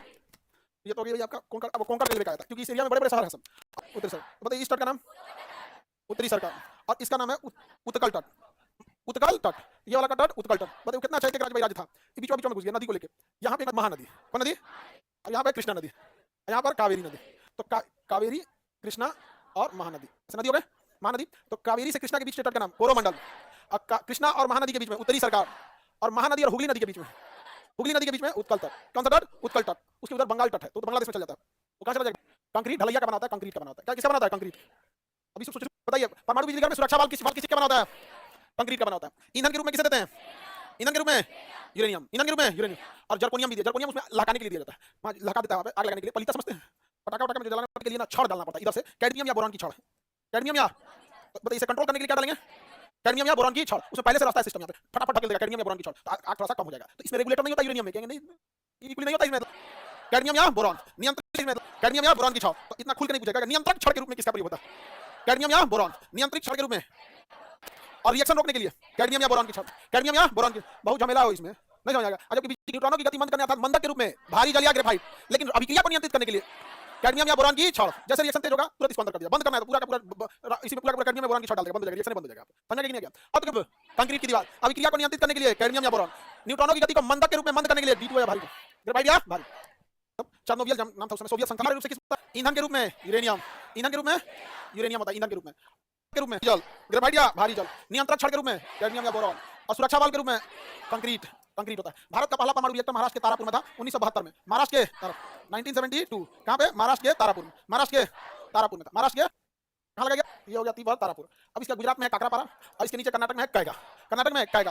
काकरापारा कहां है? गुजरात, कैगा कहां है? कर्नाटक, और ये तारापुर महाराष्ट्र। रावतभाटा राजस्थान, रावतभाटा नरोरा यूपी, नरोरा कुडानकुलम तमिलनाडु, कुडानकुलम सबसे नया है, कुडानकुलम। चेन्नई में कलपक्कम, चेन्नई में कलपक्कम, कुडानकुलम भी तमिलनाडु में, कलपक्कम भी तमिलनाडु में। तो सर्वाधिक न्यूक्लियर रिएक्टर कहां है? तमिलनाडु में। एक ये चेन्नई में जो है वो कलपक्कम है, और साउथ में जो है वो कुडानकुलम है। कुडानकुलम ये एकदम जहां 2012 में बनाया गया, इसको 2012-13 में बना था। इंदिरा गांधी परमाणु रिएक्टर, इंदिरा गांधी परमाणु रिएक्टर किसका नाम है? कलपक्कम वाले का, कलपक्कम वाले का नाम क्या है? इंदिरा गांधी परमाणु रिएक्टर। इंदिरा कामिनी, कामिनी रिएक्टर किसके अंदर है? हाँ कलपक्कम, कामिनी रिएक्टर कलपक्कम में। कामिनी रिएक्टर बंदरगाह यहाँ नहीं, कंडला यहाँ है। कौन सा बंदरगाह? कांडला बंदरगाह। कौन सा बंदरगाह? कांडला बंदरगाह। कोई दिक्कत? कांडला बंदरगाह, जब ज्वार आता है दिन में कितनी बार ज्वार आता है? 2 बार। तो जब पानी चढ़ता है तो पानी वाली जहाजों को ले देता है यहाँ पे, उसके बाद फिर उतर जाता है पानी। तो समुद्र का पानी जाएंगे समुद्र के किनारे, तो जब पानी किनारे तक आएगा तो बड़ा सुंदर समुद्र दिखेगा। और जब पानी पीछे भाग जाएगा, इतना घिनौना दिखेगा ना, कचरा पूरा नीचे। बंदरगाह ज्वारीय बंदरगाह, मतलब इसका यूज अभी ज्यादा जब ज्वार आता है तो वहाँ पे कांडला बंदरगाह। इसका नाम बदल के दीनदयाल उपाध्याय बंदरगाह हो गया है, या अभी भारत में सर्वाधिक व्यापार करने वाला बंदरगाह बन गया है। इसके अगल बगल का जो एरिया था, मतलब मरुस्थलीय क्षेत्र है ज्यादातर यहाँ पे, कच्छ का मरुस्थल, तो सरकार ने उसे फ्री ट्रेड जोन घोषित कर दिया। फ्री ट्रेड जोन, फ्री से बड़ा बंदरगाह मुंबई बंदरगाह, सबसे बड़ा बंदरगाह मुंबई बंदरगाह। सबसे बड़ा कौन है? मुंबई। लेकिन मुंबई बंदरगाह पे इतना लोड हो गया था, इतना लोड हो गया कि उससे थोड़ी दूरी पर एक और बंदरगाह बनाया गया, नावा शिवा। तो मुंबई के बगल में बनाया गया नावा शिवा, इसी का नाम जवाहरलाल नेहरू है, जवाहरलाल नेहरू पोर्ट, जवाहरलाल नेहरू पोर्ट। तो नावा शिवा जगह का नाम है। तो जो नावा शिवा में उस बंदरगाह का नाम क्या है? जवाहरलाल नेहरू। और भारत का सबसे बड़ा बंदरगाह मुंबई, सबसे आधुनिक नावा शिवा, सबसे बड़ा मुंबई, सबसे आधुनिक नावा शिवा। सर्वाधिक व्यापार, फ्री ट्रेड जोन, ज्वारीय बंदरगाह, जवाहरलाल नेहरू बंदरगाह कहां है? नावा शिवा। सबसे आधुनिक बंदरगाह, सबसे आधुनिक नावा शिवा, सबसे आधुनिक मुर्मुगांव बंदरगाह पर्यटन का है गोवा के लिए। तो बताइए सर्वाधिक पर्यटक मुर्मुगांव, सर्वाधिक पर्यटक मुर्मुगांव। सबसे आधुनिक, सबसे बड़ा ज्वारीय बंदरगाह कांडला बंदरगाह कैसा है? कर्नाटक। पर्यटक के लिए, पर्यटक के लिए आइए बताइए मुर्मुगांव, आइए बोलिए। कोची बंदरगाह, कौन सा बंदरगाह? कोची बंदरगाह। कौन सा बंदरगाह? कोची बंदरगाह। कहाँ पे? केरल। कोची बंदरगाह केरल। अरब सागर की रानी किसे कहेंगे? कोची बंदरगाह। पर्यटन के लिए मुर्मुगांव, जो आप एस्चुरी पर बना हुआ है। मुर्मुगांव एस्चुरी क्या होता है? नदियों द्वारा समुद्र में गिराया गया कचरा क्या कहते हैं? एस्चुरी कहते हैं। क्या कहेंगे? एस्चुरी कहेंगे। समझ गया? कौन कौन बंदरगाह? बंदरगाह तमिलनाडु सबसे कम गारा बंदरगाह तूतीकोरिन, सबसे कम बंदरगाह। अब सोचो ना, यहाँ पानी वाली जाती है तो श्रीलंका में रोक देता है। कॉर्पोरेट निगम आधारित एन्नौर, निगम आधारित एन्नौर। सबसे पुराना चेन्नई, सबसे कम गारा, सबसे कम गारा, सबसे पुराना निगम आधारित। निगम मतलब कॉर्पोरेट, निगम मतलब कॉर्पोरेट। कॉर्पोरेट मतलब बड़ी बड़ी कंपनियों को दे दिया गया चलाने के लिए। जैसे 10 गो बर्फ का विशाखापट्टनम सबसे गारा, सबसे गारा विशाखापट्टनम। यहाँ पारादीप बंदरगाह चावल निर्यात के लिए पारादीप। इस बंदरगाह के जस्ट पास में ऑयल रिफाइनरी है। क्या है? Oil refinery. तो पारादीप बंदरगाह चावल निर्यात के लिए पारादीप। ऑयल रिफाइनरी किसके पास है? पारादीप बंदरगाह। ये कलकत्ता बंदरगाह नदी पर स्थित, कलकत्ता बंदरगाह। कलकत्ता बंदरगाह नदी पर है, समुद्र में नहीं है, नदी पर स्थित विशाखापट्टनम। चावल निर्यात सबसे बड़ा बंदरगाह, सबसे गहरा बंदरगाह विशाखा। ज्वारीय बंदरगाह, ज्वारीय बंदरगाह सर्वाधिक व्यापार कांडला। सबसे आधुनिक नवा शिव। अब सोचो ना, नवा शिवा बंदरगाह है जहाँ कितने बंदरगाह हमारे यहाँ बड़े? 13। कितने बड़े बंदरगाह? 13 बड़े बंदरगाह। मुक्त व्यापार क्षेत्र कहाँ है? ज्वारीय बंदरगाह सबसे गहरा, सबसे गहरा। अब एक और बंदरगाह बंद है। और मुंद्रा छोटा, ओखा छोटा, अब पिपाओ छोटा। पिपाओ एक प्राइवेट बंदरगाह। पिपाओ कैसा बंदरगाह है? प्राइवेट। मुंद्रा भी सब सरकारी, सब मिलकर यहाँ पर पिपाओ जहाज बन जाती है सर। लेकिन डिस्ट्रॉयर और बैटल शिप ये सब चीज बनते हैं सब कोची में बड़े आकार। यहाँ एक दहेज बंदरगाह, कौन सा बंदरगाह? दहेज। दहेज मतलब ब्याह में जो दहेज लेते हैं वो वाला दहेज नहीं, उसका छोटा बंदरगाह है, लेकिन इसका मतलब वर्क कैपेसिटी बड़े बंदरगाहों के लेवल का। हम सारे देश के बंदरगाहों को मिला दें, जिसमें 13 बड़े बंदरगाह हैं, इन सबको एक में मिला दे तो भी हम एक छोटा सा सिंगापुर की बराबरी नहीं कर सकते। केरल ये छोटे बंदरगाह हैं लेकिन बड़ा व्यापार करते हैं लोग। बताइए धामरा, मछलीपट्टनम, कोझिकोड, दहेज, दहेज, ओखा, कांडला, मुंद्रा, नवा शिवा गुजरात जिला है। तो इस जिले का जो एरिया समुद्र के किनारे आता है उसका नाम है अलंग। क्या नाम है? अलंग। अलंग में जहाजों को तोड़ने की व्यवस्था है। दुनिया में कोई भी जहाज आती है उसको तोड़ देते हैं। कहां पे? अलंग में। कहां पर? इसमें दिखेगा अलंग। मछलीपट्टनम, कोझिकोड, दहेज, ओखा। ओखा यहाँ द्वारका नहीं था, ओखा के पास में क्या है? द्वारका। ओखा द्वारका यहीं पे, यहीं पे कृष्ण भगवान कौन हिरन द्वारका नरेश। पिपाओ तो डकयार्ड है, वहां जहाजें बनती है, रिलायंस ने लिया यहाँ पर। मुंबई में एक डकयार्ड है, मझगांव डकयार्ड। क्या नाम है? मझगांव। मुंबई के डकयार्ड का नाम मझगांव डकयार्ड। कौन सा डकयार्ड? मझगांव डकयार्ड। और गोवा शिपयार्ड तो गोवा में है, ये याद रखने की जरूरत नहीं। गोवा शिपयार्ड गोवा में होगा। कोची शिपयार्ड कोची में होगा। सबसे बड़ा शिपयार्ड, सबसे बड़ा शिपयार्ड कोची शिपयार्ड। आइए कौन सा है? गोवा शिपयार्ड। आइए मझगांव शिपयार्ड। आइए गोवा कोची शिपयार्ड, ये मझगांव शिपयार्ड। विशाखापट्टनम हिंदुस्तान शिपयार्ड विशाखापट्टनम सबसे गहरा Visakhapatnam. Garden Reach shipyard Kolkata. Garden Reach shipyard, Garden Reach shipyard Mazagon dockyard Mumbai. Hindustan shipyard Visakhapatnam. Kochi shipyard, Goa shipyard. देखिए जो शहर का नाम है उसमें तो पूछेगा ही नहीं, जैसे कोची गोवा नहीं पूछेगा। Garden Reach Kolkata, Mazagon, Mazagon, Hindustan shipyard. Bharat में सबसे बड़े जहाज कहां बनते हैं? कोची। भारत में जहाज निर्माण क्षमता इतनी आगे है कि एक जहाज जब हम लोग नेवी के लिए बनाते हैं तब तक एक रिटायर हो जाता है। हमारी गार्डन मझगांव डकयार्ड पनडुब्बी बनेगी मझगांव डकयार्ड में। सब समझ में आ गया? याद रहेगा? नल पार्क, ये वाला पार्क नहीं जिसमें तुम आइसक्रीम खाता बैठ के। जिन पर खतरा आ चुका है उनको रक्षा देना करना काम है कि नहीं? तूने कहां रक्षा दिया था? नेशनल पार्क, जिसे हिंदी में कहते हैं राष्ट्रीय उद्यान। क्या कहेंगे? राष्ट्रीय। तो जिन पर संकट आ गया उन्हें कहां रखा जाता है? राष्ट्रीय। हाथी कहां रहेगी? राष्ट्रीय उद्यान। हिरन राष्ट्रीय उद्यान। टाइगर शादीशुदा आदमी राष्ट्रीय उद्यान। दफा, नाम दफा। तो अरुणाचल प्रदेश में दिहांग दिहांग और नाम दफा, दिहांग दिहांग और नाम। डिब्रू सेखोया असम, डिब्रू सेखोया, डिब्रू सेखोया असम। काजीरंगा असम, मानस असम। डिब्रू सेखोया, काजीरंगा, मानस, दिहांग दिहांग, दिहांग दिहांग, नाम दफा। लोकटक, कैबुल लाम जाओ ना है। लोकटक झील के ऊपर कौन सा राष्ट्रीय उद्यान है? कैबुल लाम जाओ। कैबुल लाम जाओ कहां है? मणिपुर। कैबुल लाम जाओ, कैबुल लाम जाओ, कैबुल लाम जाओ, मानस, काजीरंगा, नोकरेक मेघालय, नोकरेक, कंचनजंगा, कंचनजंगा, नोकरेक, सिमली, ये सुंदरबन, सुंदरबन, सुंदरबन, कंचनजंगा, नोकरेक मेघालय। वहां तो पहाड़ भी है जी, नोकरेक पहाड़। गारो खासी जनती है, गारो की सबसे ऊंची चोटी का नाम नोकरेक। नोकरेक है कि नहीं है? आगे बढ़ जाएं। कैबुल लाम जाओ मणिपुर। बेतला, बेतला झारखंड। वाल्मीकि उदयपुर बिहार, उसी का वाल्मीकि और उदयपुर। वाल्मीकि उदयपुर बिहार, वाल्मीकि उदयपुर, वाल्मीकि उदयपुर बिहार। बेतला, सिमलीपाल उड़ीसा, सिमलीपाल, भीतरकनिका उड़ीसा। गहिर माता उड़ीसा, गहिर माता भीतरकनिका की जानवर के लिए कछुआ। भीतरकनिका और गहिर माता कछुआ, कछुआ अंडा देके चला जाता है तो उसके बच्चे समुद्र में भागते हैं। शुरुआत में जो उसका खोल होता है ना बहुत नाजुक होता है तो कौवा खा जाते हैं कछुआ को।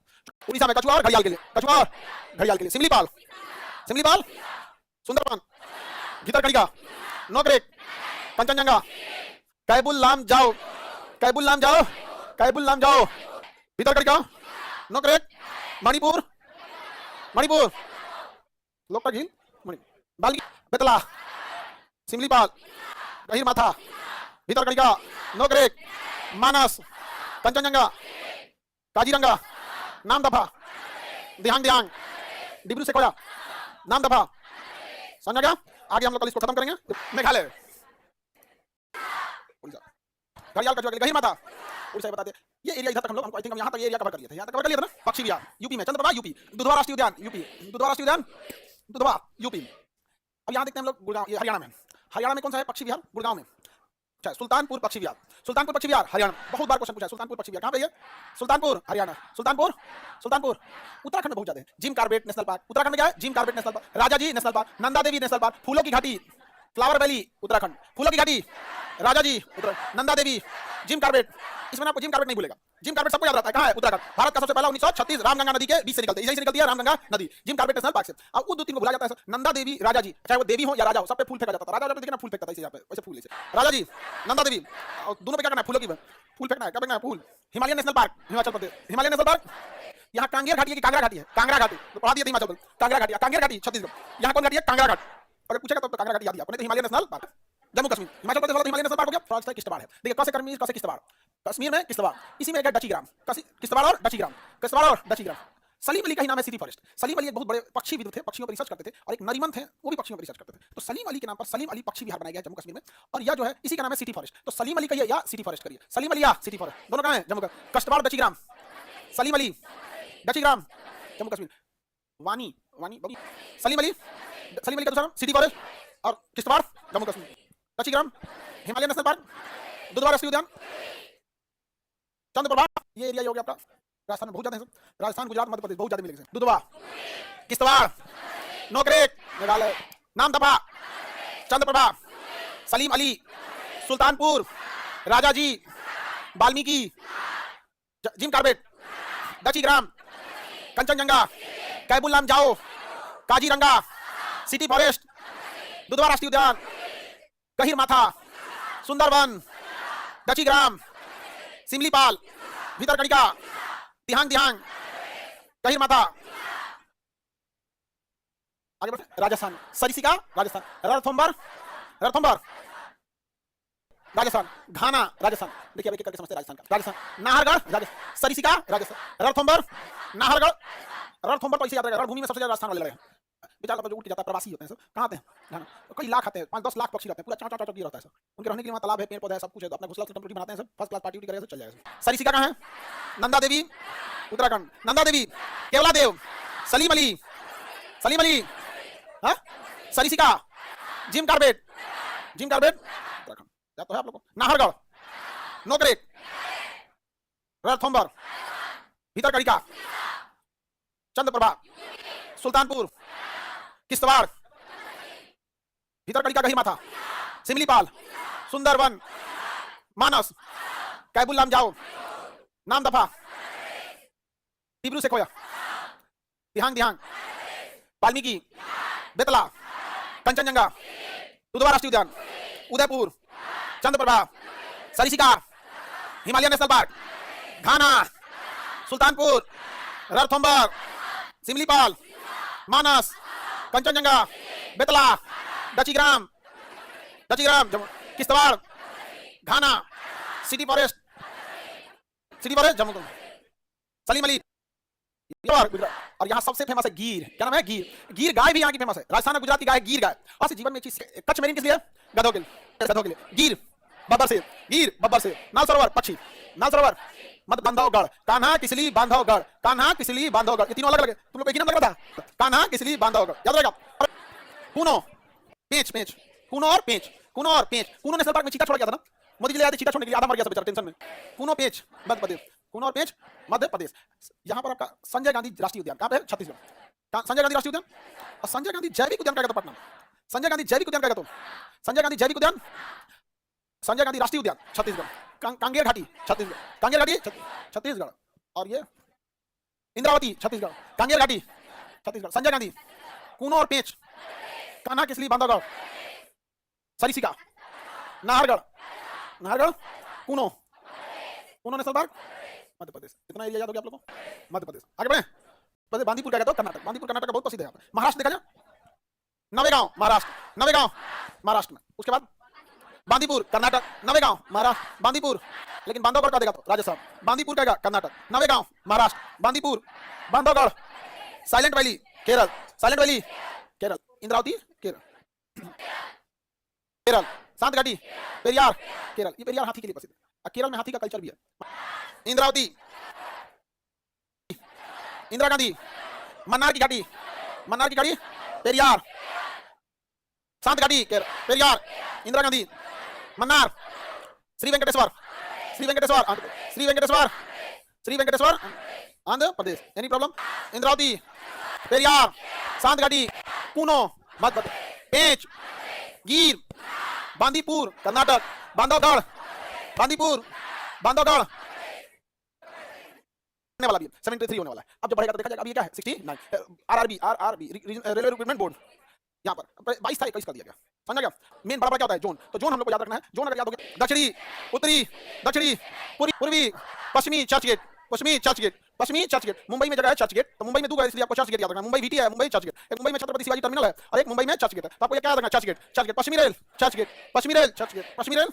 और ऐसे भी याद रखना सिंपल है, पश्चिमी सभ्यता के लोग ज्यादातर चर्च में पूजा करने जाते हैं। तो पश्चिमी, दक्षिणी, पश्चिमी, पूर्वी, कोलकाता, उत्तरी, दक्षिणी, पूर्वी, पश्चिमी, चर्चगेट हो गया। हैदराबाद, उत्तर मध्य, दक्षिण मध्य, उत्तर मध्य, दक्षिण मध्य, उत्तर मध्य, दक्षिण मध्य, पश्चिम मध्य, जबलपुर, पश्चिम मध्य, पूर्व मध्य, हाजीपुर, पूर्व मध्य, पूर्व मध्य, पूर्व मध्य। देखिए इन दोनों के नाम में पूर लगा है। ये पश्चिम मध्य जबलपुर, पूर्व मध्य हाजीपुर, दोनों क्लास में पूर लगा है। इसमें बाद लगा है। उत्तर मध्य इलाहाबाद, दक्षिण मध्य सिकंदराबाद। हालांकि इलाहाबाद का नाम बदल के क्या हो गया? प्रयागराज। क्या हो गया? पश्चिम मध्य जबलपुर, पूर्व मध्य, उत्तर मध्य, उत्तर मध्य, दक्षिण मध्य, पश्चिम मध्य जबलपुर, पूर्व मध्य, पश्चिम मध्य जबलपुर, पूर्व मध्य, उत्तरी रेल दिल्ली, दक्षिणी, पश्चिमी, पूर्वी, पूर्व मध्य हाजीपुर, पश्चिम मध्य, उत्तर मध्य, दक्षिण मध्य, मध्य railway CST, Chhatrapati Shivaji terminal, मध्य रेलवे सीएसटी, मध्य रेलवे सीएसटी, मध्य रेलवे सीएसटी। पुराना नाम वीटी, विक्टोरिया टर्मिनल था, अभी का नाम है CST, Chhatrapati Shivaji terminal, Chhatrapati Shivaji terminal. Any problem? किसी को कोई दिक्कत? जयपुर, उत्तर पश्चिम, लेकिन उत्तर पूरब गोरखपुर, उत्तर पश्चिम, उत्तर पूरब, देखना इसमें पूर्व, इसमें पूर्व, उत्तर पूरब, ये क्या हो गया? वो उत्तर पश्चिम जयपुर, उत्तर पूरब, उत्तर पश्चिम, उत्तर पूरब, उत्तर पश्चिम, उत्तर पूरब। याद है? बढ़िया से याद है आप लोगों को। कर्नाटक, हुबली, दक्षिण पश्चिम हुबली, देखिए दक्षिण में भी है, पश्चिम में भी है। दक्षिण पश्चिम हुबली, दक्षिण पश्चिम हुबली, उत्तर पश्चिम जयपुर, उत्तर पूरब गोरखपुर, बोलिए उत्तर पश्चिम, उत्तर पूरब, दक्षिण पश्चिम, दक्षिण पूरब कोलकाता। हुबली कर्नाटक में है, ये हुबली है, वो बॉली, ये कहाँ है? कोलकाता। ये वाला पढ़ाएंगे इसलिए याद रखिएगा। दक्षिण पूरब कोलकाता, दक्षिण पूरब, दक्षिण पश्चिम हुबली, दक्षिणी चेन्नई, दक्षिण मध्य सिकंदराबाद, उत्तरी, उत्तर मध्य इलाहाबाद, उत्तर पश्चिम जयपुर, उत्तर पूरब नहीं याद हुआ? याद हो गया कि नहीं हो गया? गुवाहाटी, उत्तर पूरब सीमांत गुवाहाटी, उत्तर पूरब सीमांत गुवाहाटी, उत्तर पूरब सीमांत गुवाहाटी, गुवाहाटी याद रहेगा। उत्तर पूरब, दक्षिण पूरब मध्य, दक्षिण पूरब मध्य, पूरब मध्य, दक्षिण पूरब मध्य, दक्षिण पूरब मध्य, पूर्वी कोलकाता, पूरब मध्य हाजीपुर, पश्चिमी चर्च, पश्चिम मध्य, पश्चिम मध्य, पश्चिम मध्य जबलपुर, उत्तरी, उत्तर मध्य, दक्षिणी, दक्षिण मध्य सिकंदराबाद, पश्चिमी चर्चगेट, पश्चिमी उत्तर पूरब गोरखपुर, उत्तर पूरब, उत्तर पूरब सीमांत, उत्तर पूरब सीमांत, उत्तरी, उत्तर मध्य, उत्तर पूरब, उत्तर पूरब सीमांत, उत्तर पश्चिम, दक्षिणी, दक्षिण मध्य, मध्य रेलवे सीएसटी, मध्य रेलवे, पश्चिमी चर्चगेट, पूर्वी, दक्षिण पूरब कोलकाता, दक्षिण पूरब, दक्षिण पूरब मध्य बिलासपुर। देखो दक्षिण पूरब मध्य यही वाला एरिया जाता है बिलासपुर। कौन जाता है? बिलासपुर। दक्षिण पूरब मध्य, ये उत्तर, ये पूरब सीमांत कौन सा? गुवाहाटी। और उत्तर पूरब क्या कहता है? गोरखपुर। पूर्वी रेलवे कोलकाता, और पूरब मध्य हाजीपुर, पूरब मध्य याद रहेगा। सिंपल है कि नहीं? कोंकण रेलवे का मुख्यालय तो बताइए। Konkan railway, Konkan railway Navi Mumbai, Konkan railway का नवी। कोलकाता मेट्रो, कोलकाता मेट्रो, बाकी मेट्रो कौन चला रहा है?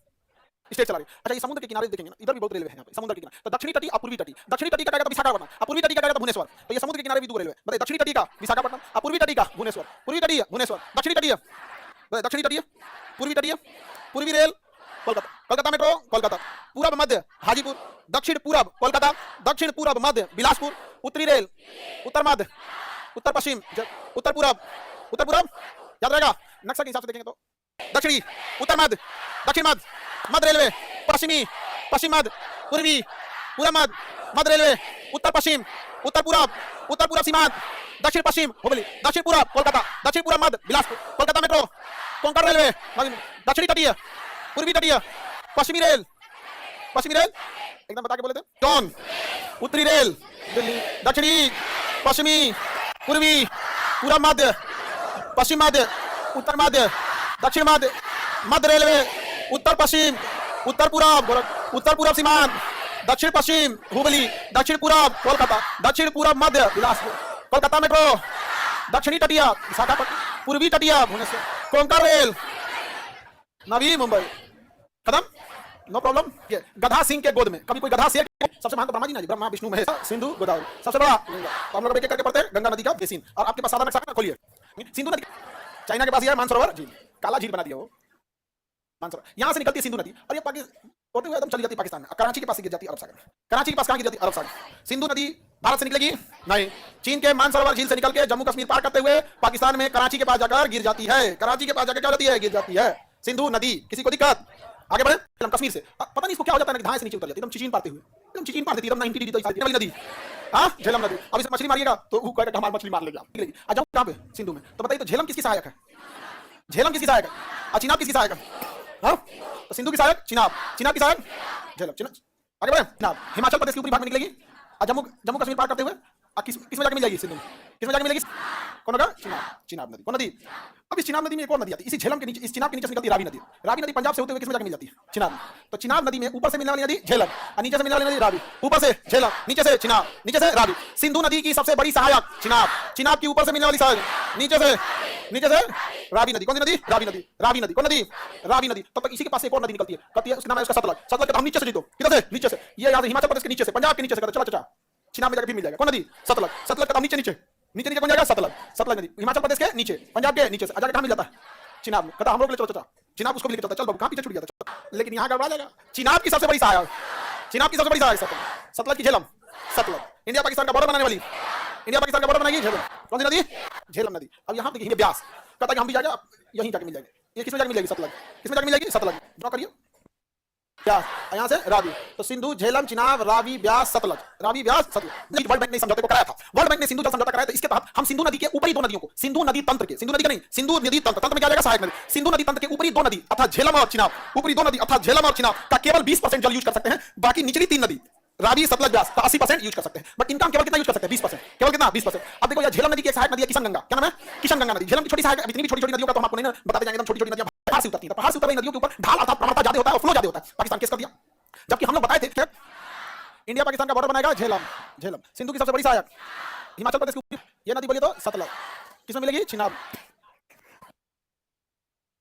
कौन सा गया? ब्यास। ब्यास नदी बीच में है, ब्यास नदी। ये झील का नाम,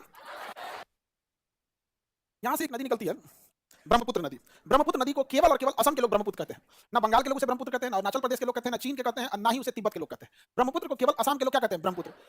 चीन में इसे क्या कहता है? तिब्बत में इसे सांगपो। तिब्बत में सांगपो क्या कहेंगे? सांगपो। अरुणाचल प्रदेश में इसे दिहांग। कौन सा? अरुणाचल प्रदेश में दिबांग। और ब्रह्मपुत्र क्या कहेंगे? असम में। और बांग्लादेश में से जमुना। बांग्लादेश में जमुना। इतनी नदियां कितना ज्यादा नाम रख दिया सर, समझ गया? दिबांग ये इसका है ब्रह्मपुत्र का। कहां पर? अरुणाचल प्रदेश। एक यहां से मिलती है इसकी दिहांग, दिहांग, दिहांग। और एक और जाके मिलती है लोहित। कौन सी नदी? लोहित। लोहित एक्सप्रेस भी आती है तो डिब्रूगढ़ से, यहाँ डिब्रूगढ़ शहर, यहाँ से ट्रेन खुलती है लोहित एक्सप्रेस। तो ट्रेन का नाम नदी शहर इत्यादि के नाम पर ही रखा जाता है। मिलेगी बराक, ओबामा नहीं क्या, बराक। तीन नदियां इधर से जाके मिल गई, कोई दिक्कत? इसमें आके मिलती है इसमें यहाँ पे सुब्र नासरी। क्या नाम है? सुब्र नासरी। और सिक्किम से आके मिल जाती है इसमें तिस्ता। सिक्किम से आके मिलेगी तिस्ता। सिक्किम से आके मिलेगी तिस्ता। सिक्किम से तिस्ता, सुब्र नासरी। कोई दिक्कत? तिस्ता और सुब्र नासरी, तिस्ता और सुब्र नासरी। मणिपुर से बराक, ओबामा अमेरिका से। मणिपुर दिहांग और नदी को तिब्बत में क्या कहा जाता है? सांगपो। सांगपो कहा जाता है। क्या कहते हैं? सांग इधर हेनान इधर आता है तो यूनान प्रांत है, तो युकाटन वहां पे इसको यारलुंग सांगपो। गंगा नदी में बैक्टीरियोफेज नामक वायरस पाया जाता है, एक जो बाकी चीजों को क्या करता है? मार के खा जाता है। गंगा नदी में दूसरे कीटाणु नहीं पनपने के कारण है बैक्टीरिया। नदी है यमुना नदी। कौन सी नदी है? यमुना नदी। प्रयागराज में आके मिलेगी, प्रयागराज में आके मिलेगी गंगा से। अब ब्रह्मपुत्र की सबसे बड़ी सहायक तिस्ता। ब्रह्मपुत्र की तिस्ता, गंगा की, सिंधु की, यमुना नदी। तो यहाँ तो हम देख लिए, इस यमुना नदी की सबसे बड़ी सहायक है चंबल नदी। कौन सी नदी? गंगा की सहायक यमुना, यमुना की सहायक चंबल, यमुना की सहायक चंबल। सबसे ज्यादा बिहार का निर्माण करने वाली चंबल नदी। बिहार का निर्माण करने वाली किसकी सहायक है? चंबल। यमुना की सहायक। चंबल नदी किसकी सहायक है? यमुना की सहायक है। अब एक चीज आप गौर कीजिए, आपको जब पढ़ाए थे तो याद कीजिए। और इस पर सीधा निकली थी लूनी नदी। कौन सी नदी? लूनी नदी। इधर निकली थी बनास। कौन नदी? बनास। तो बताइए नदी बनास। तो लूनी और बनास, लूनी और बनास। बताइए नदी कौन सी है? आइए, लूनी नदी। पश्चिम की ओर जाने वाली नदी लूनी नदी। पश्चिम की ओर जाने वाली नदी लूनी नदी। तो क्वेश्चन पूछता है पश्चिम बनास, लूनी और बनास। अरावली के पश्चिमी ढाल से निकलेगी लूनी, अरावली के पूर्वी ढाल से निकलेगी बनास। पश्चिमी ढाल से पूरी बात भारत और बांग्लादेश के बीच है। पश्चिम बंगाल का ऊपर कहा हम देंगे किसको? मतलब बांग्लादेश को पानी नहीं दीजिए। ममता बनर्जी। सिंध बेतवा केन, काली सिंध, सिंध बेतवा केन। सिंधु नहीं, सिंध। माता सिंध बेतवा केन, सिंध बेतवा केन। माता टीला परियोजना किस नदी पे? माता का बेटा। तो माता टीला परियोजना उसका बेटा, बेटा माने बेतवा नदी। माता टीला परियोजना बेतवा नदी, माता टीला परियोजना बेतवा। तो हम लोग सोन नदी, आइए उसी के बगल में रिहंद नदी, सोन और रिहंद, सोन और रिहंद, सोन और रिहंद, सोन, इसी का नाम है हुगली नदी। कलकत्ता बंदरगाह किस नदी पर है? तो बताइए गंगा नदी की शाखा कौन है? इसकी सहायक है या शाखा है? हाँ शाखा है, ब्रांच, ट्रिब्यूटरी नहीं है। क्या है? ब्रांच। तीर का मुंह एकदम भोथर हो गया।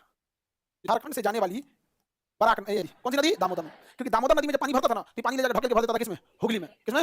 हुगली नदी में। हुगली नदी में क्या जाता था? बाढ़ आ जाता था। क्या जाता था? बाढ़। तो बंगालियों ने कहा कि भैया दामोदर, बंगाल वाला सब नेहरू जी पे प्रेशर बना दिया, सब जवाहरलाल नेहरू पे घाटी, और दामोदर घाटी परियोजना पे उन्होंने बिजली घर वगैरह सब बनाया, बांध सब बनाए, और 8 को बांध बनाए इस पे। कई गो? 8 को। अब बंगाल में बाढ़ नहीं आता है।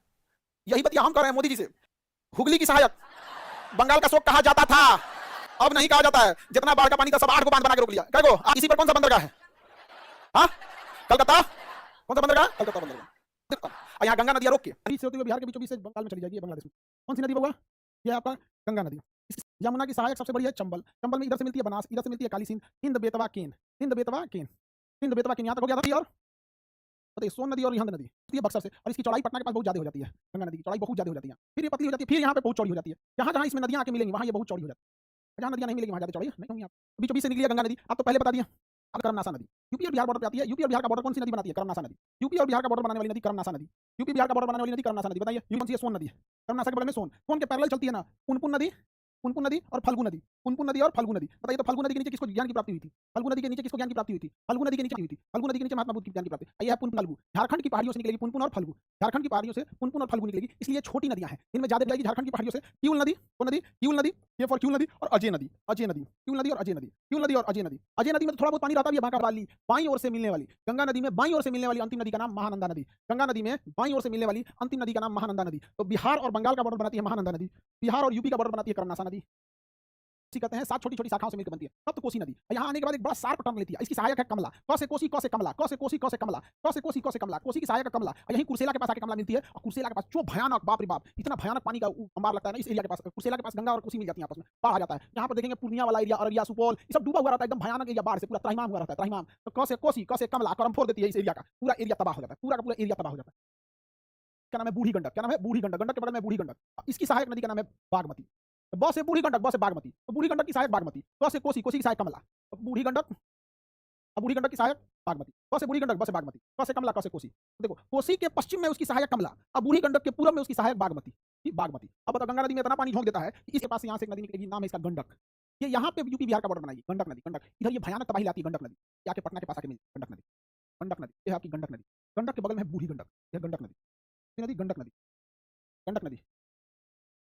यहाँ निकल जाएगी रामगंगा। रामगंगा के बगल से एक नदी निकलेगी गोमती। यहाँ जस्ट यहाँ से निकलेगी गोमती नदी, और यहाँ जाके मिल जाएगी गोमती नदी। तो बताइए ये हो गई रामगंगा। कन्नौज में जाके मिलेगी रामगंगा, ये हो गई गोमती नदी। ये नदी कौन सी हो गई? गोमती नदी, गोमती नदी। तो मुख्य 2 नदियाँ याद रखेंगे, रामगंगा उसके बगल में गोमती। यूपी में बना दिया, ये है आपकी रामगंगा। कौन सी नदी? रामगंगा। ये हो गई गोमती, गोमती नदी। और ये घाघरा नदी होती हुई बिहार चली जाती है, जैसे बिहार में एंट्री करती है छपरा के पास आके मिल जाती है गंगा नदी में। ये नदी है घाघरा नदी। अब ये घाघरा नदी को समझना ध्यान से, इसका पूरा सिस्टम समझना। ये घाघरा नदी है ना, इसमें ना 2 नदियाँ आके मिलती है। एक पीछे से आके मिलती है शारदा, कौन सी नदी? शारदा। और एक इस साइड से आके पैरेलल चलते हुए मिल जाती है राप्ती नदी, राप्ती, राप्ती नदी। तो ये हो गई आपकी कौन सी नदी? घाघरा, घाघरा। तो घाघरा नदी जो है वो नेपाल के पास से निकलेगी, बहुत बड़ी विशाल नदी है घाघरा नदी। अयोध्या में इसी घाघरा नदी को सरयू नदी कहा जाता है। अयोध्या में इसी घाघरा नदी को सरयू नदी कहा जाता है।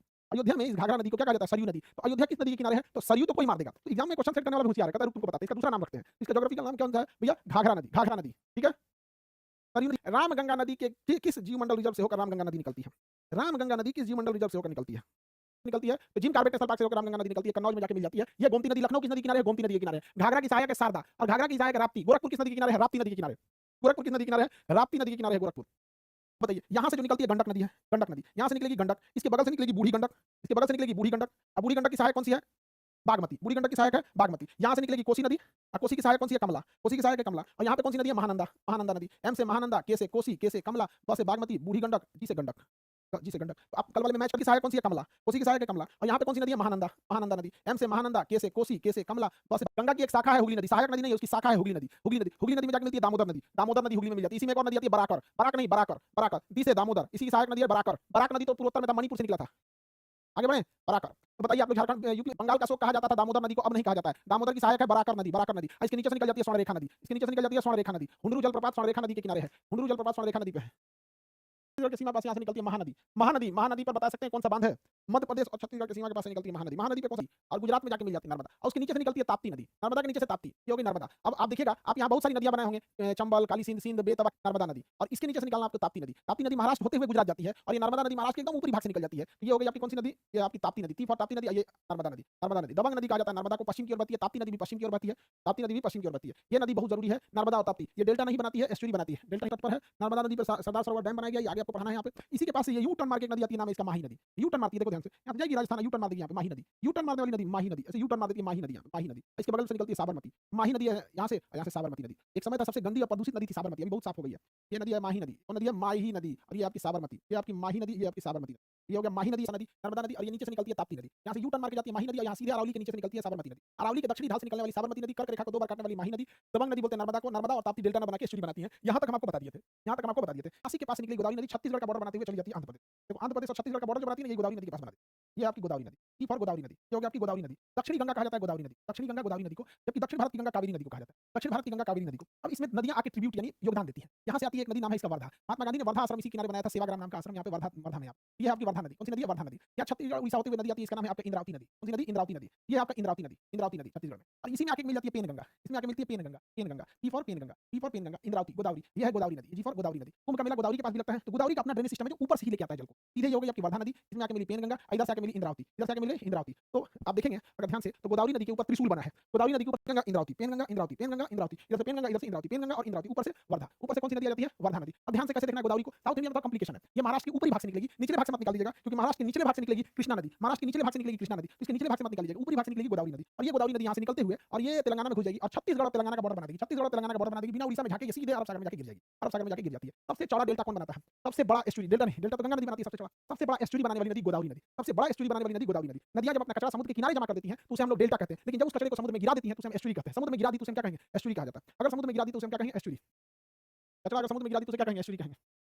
ठीक है, ये आपकी गोदावरी नदी। और इसी तेलंगाना का इसका पेरेंट राज्य जो है, जहां से टूट के लगभग आंध्र प्रदेश का बॉर्डर बनेगी कृष्णा नदी। तो नदी से जब बॉर्डर बनता है ना, तो थोड़ा इजी होता है, डिस्प्यूट नहीं रहता, नदी उस पर, नदी उस पर, हम यहाँ पर। आप याद कीजिए, हम पढ़ाए थे कृष्णा और गोदावरी के बीच का एरिया केजी बेसिन कहलाता है। याद कीजिए केजी बेसिन, जिसे हम लोग पढ़ाए थे रवा बेसिन भी कहते हैं, या गैस के लिए बहुत बड़ा भंडार है। यहाँ पे गैस का बहुत बड़ा भंडार पाया गया है, गैस का बहुत बड़ा भंडार पाया गया केजी बेसिन के पास, गैस का बहुत बड़ा भंडार पाया गया केजी बेसिन को। भीमा ऊपर से जो सहायक नदी आती है उसका नाम क्या है? भीमा नदी, भीमा नदी, भीमा नदी। यहाँ पे एक लड़ाई ऊपरी भाग से निकलती है तुंगभद्रा नदी, और ये कर्नाटक के पार करते हुए तेलंगाना में जाके मिल जाती है ये तुंगभद्रा नदी, तुंगभद्रा नदी, ये तुंगभद्रा नदी। तो ये कृष्णा के ऊपर में भीमा, कृष्णा के नीचे तुंगभद्रा, कृष्णा के ऊपर में भीमा, नीचे में तुंगभद्रा। ये हो गई आपकी भीमा नदी, ये हो गई तुंगभद्रा नदी, ये हो गई भीमा नदी, ये हो गई तुंगभद्रा नदी, भीमा नदी और तुंगभद्रा नदी। दक्षिण भारत की गंगा तो गोदावरी, तो क्या गोदावरी दक्षिण भारत में जाती है? मध्य भारत में है। ये एरिया तो भारत का मध्य है, ये एरिया तो भारत का क्या है? मध्य भाग है। ये दक्षिण भाग तो है नहीं यहाँ पे। और अगर कोई गधा इस पे आंसर मार दे कि दक्षिण भारत की गंगा गोदावरी, तो उसका मतलब उसे दक्षिण पता ही नहीं है। तो दक्षिणी गंगा का मतलब होता है गंगा के जस्ट नीचे, गंगा से मैच खाती हुई, गंगा के नीचे गंगा से मिलान खाती हुई। तो गंगा के नीचे गोदावरी आती है, हालांकि नर्मदा मिलान नहीं खाती, क्योंकि नर्मदा पश्चिम में जाती है, गंगा तो पूरब में जाती है। तो पूरब में वैसी नदी का तुलना कीजिए। अब महानदी से हम तुलना नहीं कर सकते, महानदी की लंबाई कम आ जाती है, महानदी की लंबाई कम आती है, तो हम इसकी तुलना करेंगे दक्षिण भारत की गंगा। तब तुम दक्षिण भारत में आना, साउथ इंडिया में आना। अगर आप मैप जानते हैं तो ये आंसर गलत नहीं होगा। तो दक्षिण भारत की गंगा कावेरी नदी हो जाती है, दक्षिण भारत की गंगा कावेरी नदी हो जाती है, इसे याद नदी। और इसके नीचे जाती है वैगाई नदी, वैगाई नदी। तो क्वेश्चन कई बार पूछता है सबसे दक्षिण में नदी, जो ऑप्शन दिया रहता है उसमें वैगाई नदी होती है। सबसे दक्षिणी नदी वैगाई नदी। पश्चिम की ओर बहेगी तो पेरियार नदी, पेरियार नदी। हालांकि लूनी नदी भी पश्चिम की ओर बही थी, पेरियार भी पश्चिम की ओर जा रही है, नर्मदा भी पश्चिम की ओर जा रही है, ताप्ती भी पश्चिम की ओर जा रही है। तो ये हो गई पेरियार नदी। केरल की प्रमुख नदी पेरियार, सबसे दक्षिण में नदी वैगाई नदी। दक्षिण भारत की गंगा कावेरी, लेकिन दक्षिणी गंगा गोदावरी, दक्षिणी गंगा गोदावरी, दक्षिणी गंगा गोदावरी। बनाइए इसको। विशाखापट्टनम से नेवी का पश्चिमी कमांड मुंबई से, नेवी का पश्चिमी कमांड मुंबई से, नेवी का पूर्वी कमांड विशाखापट्टनम से, नेवी का दक्षिणी कमांड तिरुवनंतपुरम से, नेवी का दक्षिणी कमांड तिरुवनंतपुरम से, तिरुवनंतपुरम से। नेवी का दक्षिणी कमांड जो होता है वो तिरुवनंतपुरम से होता है। कहां से होता है? तिरुवनंतपुरम से। तो नेवी याद रखना बड़ा इजी है। एयरफोर्स का तिरुवनंतपुरम से होता है। Oh my God, how can I do this silly mistake? So sad.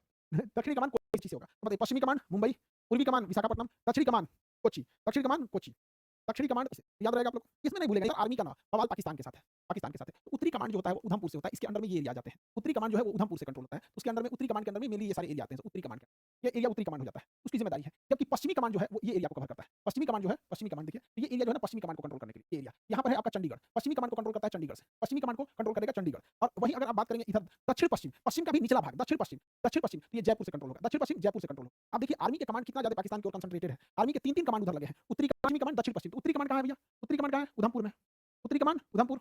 पश्चिमी कमांड कहाँ है? चंडीगढ़। पश्चिमी कमांड कहाँ है? चंडीगढ़। दक्षिण पश्चिम कहाँ है? जयपुर में है। दक्षिण पश्चिम में जयपुर में है। ट्रेनिंग के लिए शिमला है, ट्रेनिंग कमांड शिमला है, ट्रेनिंग कमांड शिमला है। ट्रेनिंग कैसी होगी, कितनी ट्रेनिंग में खाना दिया जाएगा, ट्रेनिंग में कितनी गोलियां चलाने को दिया जाएगा, ट्रेनिंग सेंटर कैसा रहना चाहिए, बिल्डिंग कैसी होनी चाहिए, मेस कैसा होना चाहिए, ये सारा चीजें होती है। तो ट्रेनिंग कमांड किस कहाँ है? शिमला में है। ट्रेनिंग कमांड शिमला में है।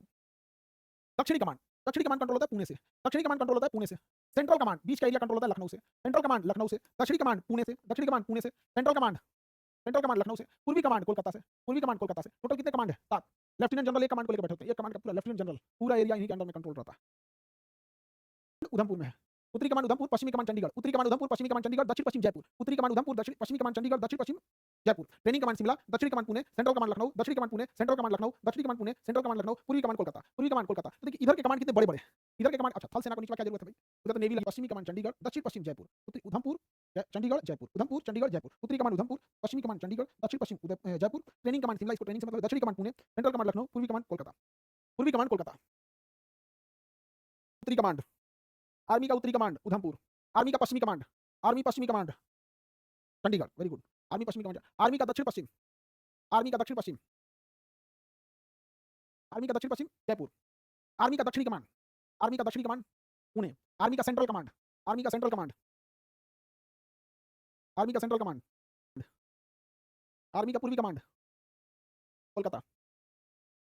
इसको पश्चिमी कमांड की जरूरत नहीं है, इसी से कंट्रोल कर लेता है और इसे पूरा कंट्रोल करता है दक्षिण पश्चिम से। दक्षिण पश्चिम कंट्रोल है इसका गांधीनगर, दक्षिण पश्चिम कंट्रोल कहां है? गांधीनगर। इसका पश्चिमी कमांड नहीं है, इसके उत्तरी कमांड से ही पूरा एरिया कंट्रोल, क्योंकि एयरफोर्स धाम धाम इधर उधर उड़ जाएंगे यहाँ पे। उत्तरी कमांड जो है इसका दिल्ली है, उत्तरी कमांड जो है इसका दिल्ली है, उत्तर पश्चिम जो है दक्षिण पश्चिम जो है गांधीनगर है, दक्षिण पश्चिम जो है वो गांधीनगर है। जबकि दक्षिणी कमांड को अगर देखेंगे तो तिरुवनंतपुरम में है, दक्षिणी कमांड तिरुवनंतपुरम में है, दक्षिणी कमांड तिरुवनंतपुरम में है, दक्षिणी कमांड तिरुवनंतपुरम में है। Central command, central command Allahabad में, सेंट्रल कमांड इलाहाबाद प्रयागराज में, सेंट्रल कमांड इलाहाबाद प्रयागराज में। अब पूर्वी कमांड अगर देखेंगे तो शिलांग में है, पूर्वी कमांड शिलांग में, पूर्वी कमांड शिलांग में। तो इसके ना ये मेनली 5 कमांड है। अब 5 कमांड इसकी लड़ाई करने के लिए इसके पास 5 कमांड है। जैसे आर्मी के पास लड़ाई करने के लिए 6 कमांड थी, देखो 3 इधर लगी थी और 3 इधर लगी थी। एक तो ट्रेनिंग था, क्योंकि इतनी बड़ी आर्मी ट्रेनिंग के लिए पूरा कमांड की जरूरत पड़ती है कंट्रोल करने। आर्मी की लड़ाई करने के लिए 6 कमांड, एक ट्रेनिंग के लिए। एयरफोर्स के पास लड़ाई करने के लिए यही 5 कमांड है, एक उत्तरी है और दक्षिण पश्चिम है। उत्तरी कमांड दिल्ली, दक्षिण पश्चिम गांधीनगर, उत्तरी कमांड दिल्ली, दक्षिण पश्चिम गांधीनगर, उत्तरी कमांड दिल्ली, दक्षिण पश्चिम गांधीनगर, दक्षिणी कमांड तिरुवनंतपुरम एकदम साउथ में, तिरुवनंतपुरम में, दक्षिणी command Thiruvananthapuram, central command Prayagraj, central command Prayagraj, पूर्वी कमांड शिलांग, पूर्वी कमांड शिलांग। अब इसको भी ट्रेनिंग की जरूरत है, तो ट्रेनिंग कमांड जो है वो बेंगलोर है, ट्रेनिंग कमांड जो है वो बेंगलोर है, ट्रेनिंग कमांड बेंगलोर है। लेकिन एयरफोर्स में सबसे जरूरी चीज होता है जहाजों का रखरखाव, मेंटेनेंस, जहाजों का रखरखाव, मेंटेनेंस, इंजन ठीक है कि नहीं, मिसाइल फायरिंग ठीक है कि नहीं, बम गिराने का सिस्टम ठीक है कि नहीं, सेंसर काम कर रहा है कि नहीं, बहुत जरूरी है। तो इसका एक मेंटेनेंस कमांड भी है नागपुर में। मेंटेनेंस कमांड कहां है? नागपुर में। इसमें एक एक्स्ट्रा याद रखना है, मेंटेनेंस कमांड। लड़ाई के लिए गांधीनगर, उत्तरी कमांड दिल्ली, दक्षिण पश्चिम गांधीनगर, उत्तरी कमांड दिल्ली, दक्षिण पश्चिम गांधीनगर, दक्षिणी देखेंगे तो तिरुवनंतपुरम, दक्षिणी तिरुवनंतपुरम, दक्षिणी तिरुवनंतपुरम। वही अगर बात करेंगे मध्य कमांड इलाहाबाद, मध्य कमांड इलाहाबाद, पूर्वी कमांड शिलांग, पूर्वी कमांड शिलांग, पूर्वी कमांड शिलांग। याद रहेगा, मेंटेनेंस बीचों बीच में चाहिए, क्योंकि बीचों बीच में चारों ओर से मेंटेनेंस देख लेंगे, यहाँ पर बीचों बीच रहेगा, कहीं भी गड़बड़ी रहेगा तुरंत देख लेंगे। Maintenance command Nagpur, maintenance command Nagpur, training command Bangalore, training command Bangalore. आप एयरफोर्स का साथ देख लीजिए, तीनों सेनाओं का मुख्य मुख्यालय है दिल्ली, तीनों सेनाओं का मुख्यालय जो है वो दिल्ली है, मुख्यालय जो है वो दिल्ली है। ठीक है, वायुसेना तिरुवनंतपुरम, वायुसेना का पूर्वी शिलांग, वायुसेना का दक्षिण पश्चिम गांधीनगर, वायुसेना का training, training Bangalore, training maintenance Nagpur, maintenance Nagpur. 1 2 3 4 5। अच्छा, मध्य कमांड इलाहाबाद, मध्य कमांड इलाहाबाद, एक हो गया Delhi. Central command Allahabad, central command Allahabad, उत्तरी कमांड, पश्चिमी कमांड, उत्तरी बोल दिया क्या? पश्चिमी कमांड दिल्ली, पश्चिमी कमांड दिल्ली, यहीं से वो कवर कर लेता उत्तरी को भी। तो पश्चिमी कमांड दिल्ली, हेडक्वार्टर भी तो दिल्ली, इसका साथ है। थल सेना का साथ, थल सेना का भी, थल सेना का साथ याद रहेगा। थल सेना का साथ कौन कौन सा देखा जाए? पूर्वी कमांड कोलकाता, पूर्वी कमांड, उत्तरी कमांड उधमपुर, पश्चिमी कमांड चंडीगढ़, दक्षिण पश्चिम, दक्षिणी कमांड पुणे, दक्षिणी कमांड, ट्रेनिंग कमांड शिमला, मध्य कमांड लखनऊ, मध्य कमांड तो सब बता दिया था आप लोगों को। Guard, coast guard, coast guard होता है। नौसेना का सपोर्ट कौन करता है? Coast guard. तो पास में रहती है कोस्ट गार्ड। कोई मछली वाली जहाज है, कोई तस्करी कर रहा है, कोई डूब रहा है, कोई बचाव अभियान है, किसी का कस्टम, पारा मतलब तो पैराशूट वाले हो जाएंगे, पारामिलिट्री। कौन सा मिलिट्री? पारा। तो जितने भी पारामिलिट्री हैं सब किसके अंडर में आएंगे? गृह मंत्रालय। लेकिन कोस्ट गार्ड किसमें आएगा? रक्षा मंत्रालय। Coast guard, coast guard, coast guard, रक्षा मंत्रालय। कोई दिक्कत? कोस्ट गार्ड पाकिस्तान तो पहले इधर भी था, तो इधर भी लगती है बीएसएफ, बीएसएफ। तो बांग्लादेश और पाकिस्तान बॉर्डर पे कौन लगेगी? बीएसएफ, बीएसएफ लगेगी। क्या लगेगी? BSF, border security force. लेकिन नेपाल के बॉर्डर पे सशस्त्र सीमा बल, नेपाल बॉर्डर पे सशस्त्र सीमा बल, सशस्त्र सीमा बल एसएसबी, एसएसबी। अच्छा, दोनों को एक जगह क्यों नहीं लगा सकते? देखिए सब चीज को ना डिमांड और जरूरतें अलग होती हैं। पाकिस्तान बॉर्डर को अलग तरीके से चैलेंज है, वहीं तो म्यांमार साइड में कौन लगेगा? असम राइफल लगेगी, तो यहाँ असम राइफल को लगाया जाता है। और आईटीबीपी, चाइना बॉर्डर से ITBP, Indo Tibet border police, central industrial safety force, central industrial safety force, central industrial safety force.